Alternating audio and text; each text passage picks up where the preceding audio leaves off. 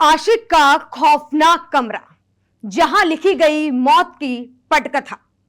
एक बार आप भी इस कमरे को देख लीजिए।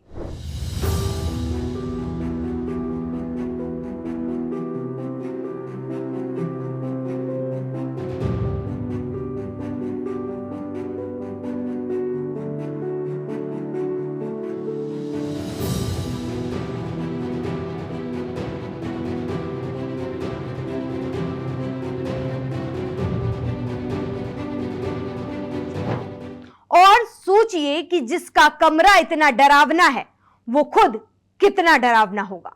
नमस्कार, मैं हूं आपके साथ कामिनी झा और न्यूज़ वन इंडिया के डिजिटल प्लेटफॉर्म पर आप सभी का स्वागत है। ये वही कमरा है जहां साहिल ने सौरभ की निर्मम हत्या करने के बाद उसके सिर और दोनों हाथ को लेकर गया था।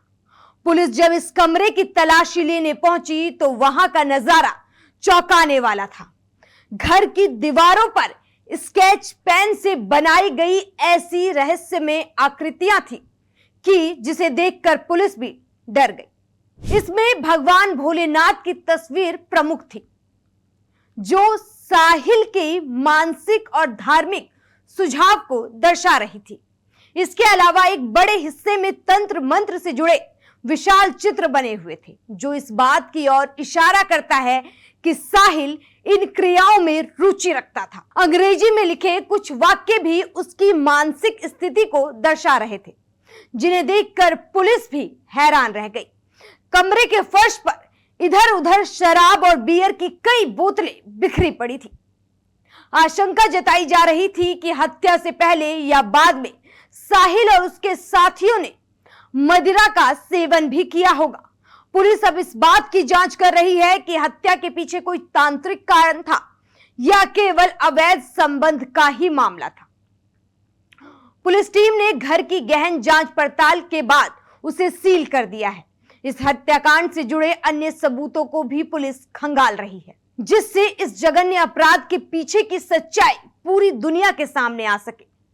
पुलिस साहिल से और भी पूछताछ कर रही है और रिमांड की तैयारी कर रही है, ताकि हत्या की असली वजह सामने आ सके। वहीं इस हत्याकांड को लेकर दहशत पूरे इलाके में फैला हुआ है। आपको बता दें कि 26 साल के मुस्कान ने अपने 28 साल के प्रेमी साहिल के साथ मिलकर 29 साल के पति सौरभ की निर्मम हत्या कर दी।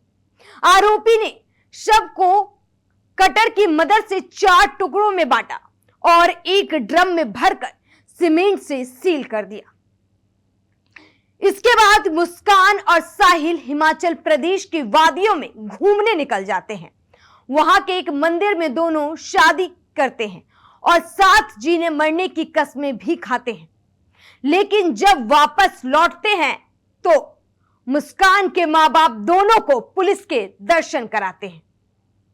जहां एक तरफ इस तरीके के अपराध में हमेशा आरोपी के मां बाप अपने बच्चे की तारीफ करते हुए नहीं थकते हैं और कहते हैं कि उनके बच्चे को बहलाया फुसलाया गया या फिर झूठे आरोप लगाए गए, तो वहीं मुस्कान के मां बाप मिसाल हैं उन लोगों के लिए जो अपने बच्चों की गलत काम पर उनका साथ देते हैं कि मां बाप असल में ऐसे होते हैं जो सही को सही, गलत को गलत कहते हैं।